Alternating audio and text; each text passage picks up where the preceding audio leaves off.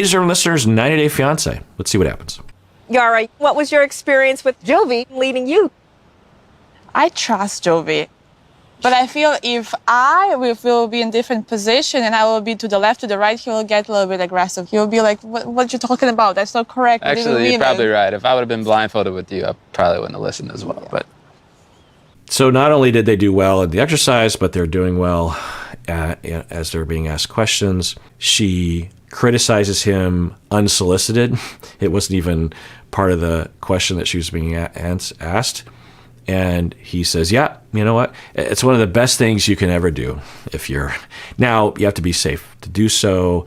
It has to be reasonable, but I like doing that. I was just talking with someone, actually shout out to Abigail, who is putting together our new website, and shout out to Jocelyn for designing the website. I was trying to reassure her. She didn't need this reassurance. I was just offering this, that if at any time, because she listens to the podcast, Abigail, and so I was like, at any time, if I say anything stupid, please just tell me that I was being stupid. I am okay with that, because I often am stupid. I say stupid. People wouldn't, I hope, say stupid, but I mess up. I make mistakes. I'm human. I don't like it. Or I have stupid thoughts in my head. I have wrong thoughts. I have biased thoughts. I have wrong-headedness. What's the likelihood that every thought and word that comes out of my face is somehow brilliant and wise and right-headed? It's just not possible, right? So I'm okay with that. Some of you might be like, well, remember, Kirk, you're really thin-skinned. There's a huge difference between someone just saying, hey, I know you probably didn't mean it this way, or hey, I like your content, but you did say this one thing, or hey, you were just a little wrong with this one. There's tone, there's ways of talking to people and online and otherwise in person that is, more kind and safe. If someone says to me, or even if someone doesn't like my content, if they're just like, hey, I don't like your content, and you got this one thing wrong, or I don't listen to your content because it's not really the style that I like, but you got this one detail wrong, or you got this thing wrong. I don't know what that means about you. I'm not going to draw any conclusions, but this one little bit I disagreed with, and here's why. That won't hurt me. The way that people talk online, the way, it's just like, it's hard to describe. One day I should do a deep dive on the kinds of ways that people can get under content providers' skin. I was just talking to Umberto about this as well. He was trying to describe to me, because he's really good with taking negative feedback, Umberto, my co-host on the audio podcast, and he was trying to describe to me like, well, but some of the comments, and it's hard to describe unless you are a content provider and you've received these kind of comments. Because on one hand, these comments are usually from fly-by-night people who don't really know your content. And so they're much more discountable, because it's like, well, you don't even know who I am. You could be a troll. I don't know. You're not one of my customers, so I guess who cares, right?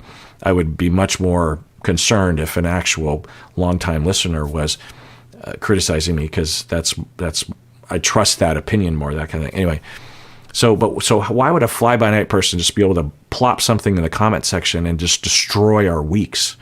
And it's just something about, and I've gone into this before, and I won't bore you with the details, but man, I'm rambling. Let's just get back to the show. He doesn't trust me. So then what would be some things that you feel like he doesn't trust you in your relationship? I just tell you so many times that I'm not ready for a second baby, and you don't listen. Okay. So I'm guessing the therapist is going to try to reroute this, because this is a heavy topic that should be explored, but this isn't really the time or place for it. Plus, it doesn't really answer the question. Trust can mean a lot of things. So, maybe for her, for Yara, she's saying, he doesn't trust me that my opinion holds any kind of value or something, or he doesn't trust my opinion that we're not ready. Okay.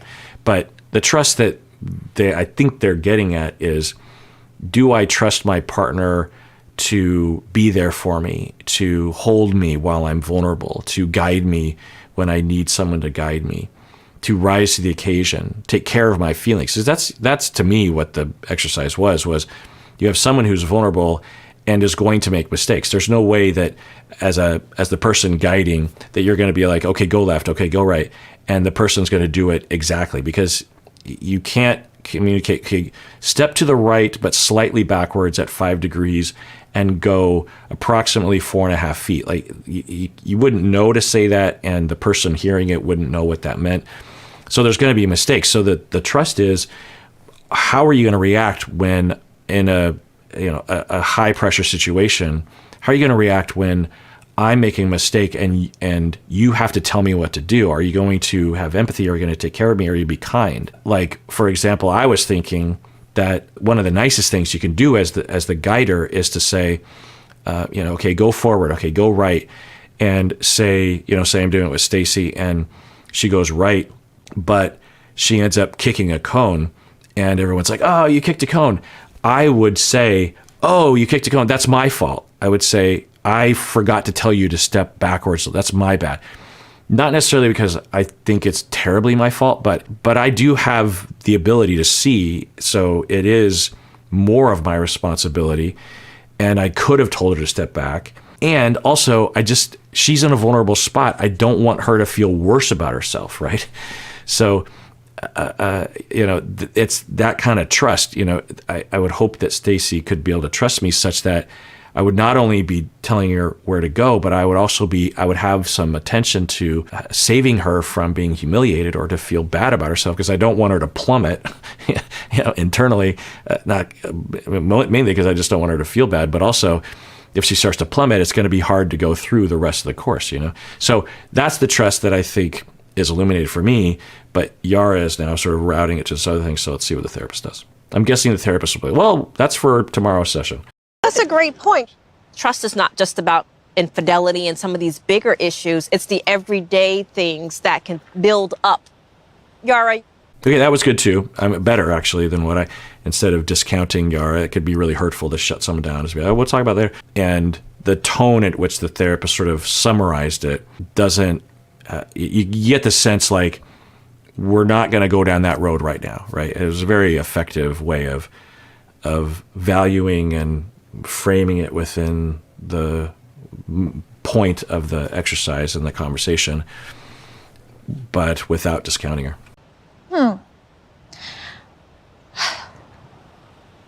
So you're always talking to have a second baby, and I always tell you I'm not ready, it's just not the time. And I've been hiding from you. I've been taking the birth control, and I didn't tell you about that. She, without telling him, went on birth control. Yeah. It's her body. So the problem is she didn't feel that she could tell him. And what's that about? That I'd hope Jovi would say, okay, terrible that you lied to me, but what did you think I was going to do if you just told me you were going to go on birth control? What did you think I was going to leave you or something? Like, what's going on here? And I'm guessing for Yara, she was trying to avoid conflict, which is likely to happen in that situation. She was maybe even worried about being a bad woman. I don't know if that's a factor in her cultural upbringing of it's like unbecoming for a woman to turn down the offer of having more kids. I don't know. I've seen that before with some people. It's not a universal cultural notion, but I don't know. But yeah, I'm guessing she was trying to avoid conflict, or maybe even avoid disappointing him, worrying that he is going to leave her. I could see that being a factor too, or having some reason to leave her or something. Okay, so let's see what he says. But why would you not tell me that? I feel like that's something we should discuss instead of you going behind my back to do it. Yeah, so a lot depends on a lot of things, but my default answer is, well, it's her body, so she should be able to make that choice ultimately. But if they had conversations in which it was reasonable for Jovi to conclude that a second baby was an option, and that every time they had sex, that was a possibility, and that she was deceiving him by letting him believe that, or even giving him reasons to believe that, then yeah, that's just straight up chronic lying. It's not just one lie, it's several lies by omission every day or every time you have sex or something. But on the other hand, I'm thinking if you're unsure, especially if one person is very unsure about whether or not to have a second child or have a child right away, then why are you playing with fire by not having birth control? I don't know. There's just a lot of questions. Did she reasonably hide this from him because he's a jerk face, or did she passive aggressively hide it from him as a way of trying to get back at him? I could see that. Does she not trust him enough?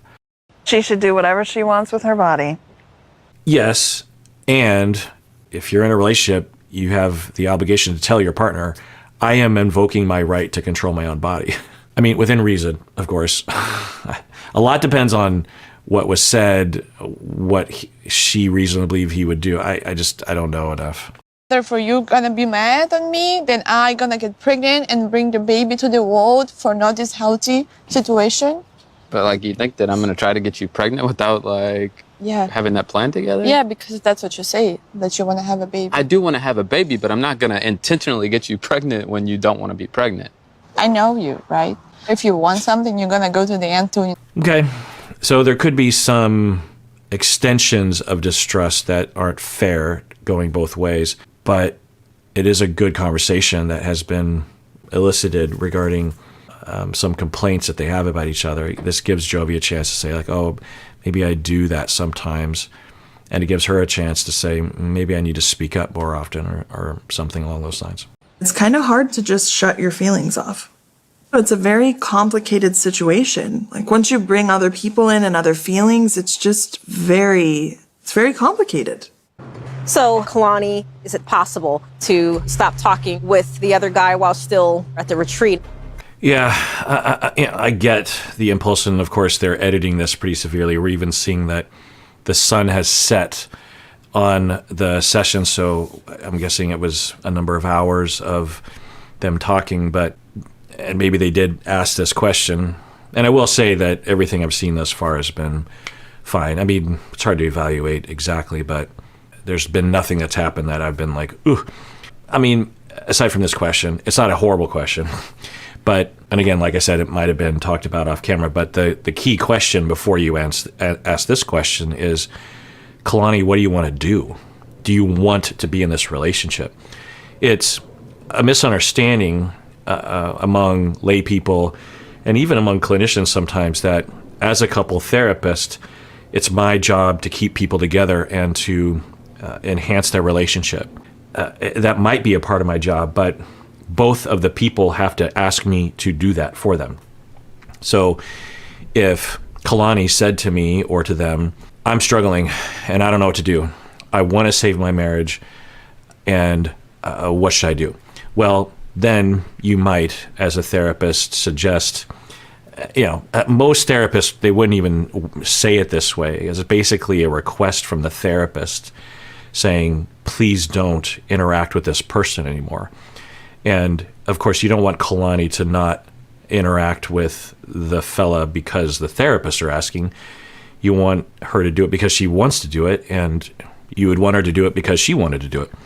So everything hinges on that. But if you ask her, what do you want?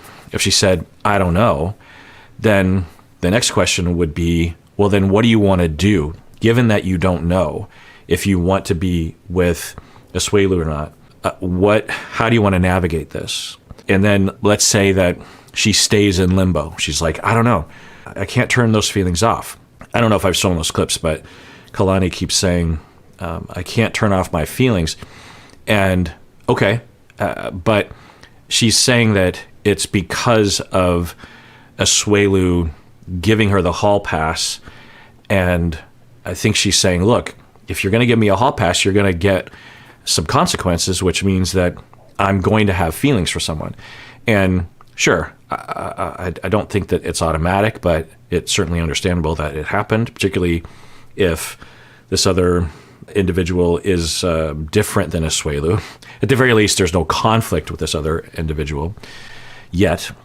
But I think what that points to is that Kalani, I don't know, we haven't seen much in this realm, but I don't know how connected she is to her feelings. I don't know if she has any good models for these kinds of behaviors, because one version of differentiated behavior for me, what I would consider to be a good approach if I were in her shoes, would be something like, look, I have to shut this whole thing down for a bit. I need to take a break. I need to explore. I'm going to take a break on both of these relationships because I don't know what to do at this point. And so the primary question, and so that's what I would recommend as a therapist in this situation is like, until we know, Kalani, because everyone is hinging on that, this other man, in fact, I would ask for that man's name if she was willing to say, and so we could, because he's a part of the conversation.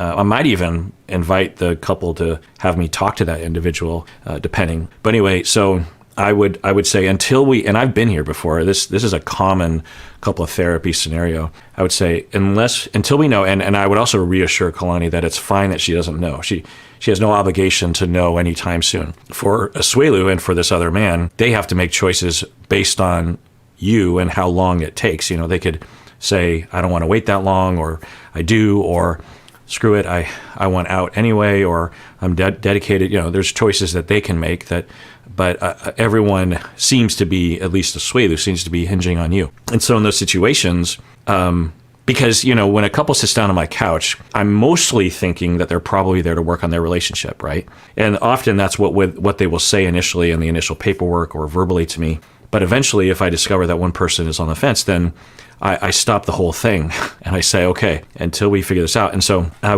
have a whole routine that I go through with clients and couples in this situation to help clarify. It's a matter of exploration. There's a whole landscape that will, in my estimation, assist an individual to accelerate towards an answer. Because the quicker they can get to clarification for themselves as to what they want to do, the quicker everyone else can start to move forward. And frankly, the quicker I can move on to the next phase of therapy. Because there's no point in Kalani right now saying, yes, I'm not going to see him, when in her heart, she doesn't really want to be with Asuelu, if that's true, and she wants to be with the other guy. That doesn't make any sense. It wouldn't work, right? And it puts Kalani in this weird position. Because Kalani has every right to want to break up with Asuelu and to be with this other man, right? So now maybe they had those conversations, but I think that's important. And I'm saying all this because to dispel that myth that because sometimes a couple will avoid going to therapy. One of the people will avoid going to therapy because they're like, well, I don't want the therapist to convince me to be with you, that kind of thing. Good couple therapists would never do that. In fact, they would absolutely honor one of the members of the couple's preference to question that or even to leave. I've had people come into my office and by midway through the first session, they have clarified to me, one of them or both, that even though they were thinking maybe I could somehow wave a magic wand and fix them, really they're done and they just want a divorce, but they're having a hard time admitting that to themselves or the other person. And so then there's a whole other path of therapy there that I offer, of divorce therapy, essentially. How do you break up, especially when there's kids involved? So I would have asked that question first, and maybe they did. And I wanted to offer you, if while we're here to prove that I am going to put my all into trying to fix this, if you would like me to block his number. What do you say, Asuelu? I was really excited to hear that, and I'm so happy. Okay. Well, maybe that indicates that Kalani is in it to win it, but I don't know. There was no other communication along those lines. I wonder if she was suggested to say that. It seemed to come out of nowhere. Now it's edited. But why would Kalani throw away this other relationship? Now, maybe it's not a serious one, and I'm sure she wouldn't claim it would be, but she seemed to be saying that the way I was interpreting it was if she could tell the truth in her heart, she's like, if I could just snap my fingers, I'd be divorced and I would be exploring my relationship with it. I want Asuelu to be there for my kids, for our kids, but our relationship has been dead for years. So I guess I was wrong about that, or I don't know. I guess we'll find out. And that's why I'm here. It's just put all of ourselves in. That is Tell you, huge. Mama. Huge. The way that one therapist is reacting is what I would not do. Again, I'm not there, but my style, and this isn't a wrong thing, it's more of a style thing, I guess. But I don't want to give the impression, I don't even want to have in my heart a preference that a client make a choice. There seemed to be at least edited in some, and it might have gone on for a lot longer. The way that she's sort of turning away, her eye contact, I don't know. Body language experts claim to be able to read people's minds. It's pseudoscience. It's bunk science. It doesn't make any sense. But given everything we see in the edit, I wouldn't be surprised if Kalani feels pressured to say this, or like she has to stay on the show, or I don't know. So I would, one, not want to do that to her, because that doesn't serve anyone. It doesn't serve her. It doesn't serve Asuelu, and it really doesn't serve me. It's a lot of it is just self-preservation, because if Kalani in her heart is done, or mostly done, especially if she feels alienated by moving forward to improve her relationship that she doesn't want to work on, then everything that I do as a therapist, and it's hard. Couple therapy is the hardest form of therapy in general. I mean, certainly you can have a very difficult individual client, you can have a very difficult, group therapy experience, but couples, according to and I've worked with a lot of different sorts of clients, from, infants to large families to couples to, teenagers, group therapy with various different groups of people. Of course, most of my clients are individual adults. Who else is on the list there? Adult siblings, that kind of thing. Anyway, so couple therapy is the hardest. A lot of my colleagues I've asked agree with that, including Bob. Some of you know Bob. And it's very difficult. And so it's already difficult. I don't want to make it more difficult by spinning my wheels and working hard for 55 minutes, an hour, trying to help their relationship improve when Kalani has no motivation to do anything out of therapy, might not even have any motivation to work in therapy. And, I'm just sweating for no reason, and it can be a very frustrating experience as a therapist to be in that situation. And it's completely contrary to the foundation of any good therapeutic relationship, which is what we call the therapeutic alliance, or the working alliance, which includes three different things. If any of you are in therapy, you want to ask yourself if you feel pretty solid in all three of these things. It takes a bit to establish these things, but there should be movement from the very first second of therapy. There should be movement on the working alliance elements. Number one is the bond, so just a feeling of closeness. Number two is that you both understand what the goals of therapy are.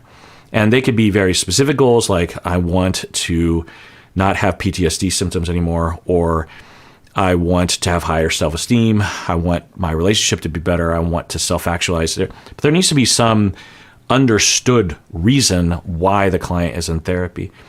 And then the third element is that you both agree on the tasks involved in therapy to reach that set of goals. There might be one goal, there might be several. And tasks might be something like, we are going to talk about emotional regulation skills. We are going to talk about communication. We are going to explore your childhood to illuminate present issues that are playing out in your relationships. We are going to work on the therapeutic relationship so that it can be a corrective experience, so that you can heal from the relational traumas of your past. The therapist might be the one verbalizing, because it wouldn't be expected that a client would be able to come up with even options of tasks in therapy. Why would a client know that necessarily, unless you're a therapist yourself? But it would be collaboratively established. So the therapist offers up, okay, I understand these are the things you want to work on. Here's what I suggest. Here are some things we could do. How do they sound to you? Should we do all of them or some of them? And maybe the client be like, I don't really understand. Well, and then as a therapist, you demonstrate it. You say, well, here's what a corrective experience might look like. We can even try it this session. If you as a client don't have even one of those things, and especially if all three of them are in question, then bring it up with your therapist, because research demonstrates that regardless of what sort of therapy you're doing, whether it's cognitive behavioral or psychodynamic or Gestalt or whatever, the therapeutic working alliance is critical. It's evidence, it's science, and it's common sense. I mean, you could argue that the bond for some therapists might not be super critical, especially if it's short-term therapy, but you definitely need to know the goals and the tasks. It'd be like going into a dentist and sitting in the chair and you just lay back and there is something wrong, like you have a pain in your mouth, and the dentist doesn't ask you what the problem is. They just start doing stuff inside your mouth and you have no idea what they're doing. And the whole time you're wondering, so are they going to address that pain? I hope they address that pain, even though it has not been solicited. They haven't asked you, do you have any pain? Where is it? Is that what you want me to fix? That sort of thing. A lot of clients are in therapy and I'll ask people sometimes. Sometimes I'll even ask my trainees. I'll say, okay, with that client, what's the collaborative goal or set of goals that you and the client have established? And from some supervisees, because there's not a lot of training in this, strangely, the trainee will be like, and they'll hem and hammer, and I'll be like, so hem and hammer, hem and haw. And I'll say, it's okay, you're not in trouble, but you should be able to answer that question right away. Some clients, it takes a while to figure that out with. Anyway, so I worry about Kalani right now because there's a chance that the working alliance has been damaged, that the therapist or the group has established that they want her to try to be with Asuelu, and Asuelu wants her to try to be with Asuelu, but she doesn't want necessarily to try to be with Asuelu. At least she doesn't know yet. And when the working alliance gets severed in that way, it can cause a lot of problems. I don't know. Sometimes I jump to conclusions and I'm wrong, but I just thought I'd bring that up so that y'all can know that. All right. Well, that does it for that episode. Everyone, please take care of yourself because you deserve it. You really, really do.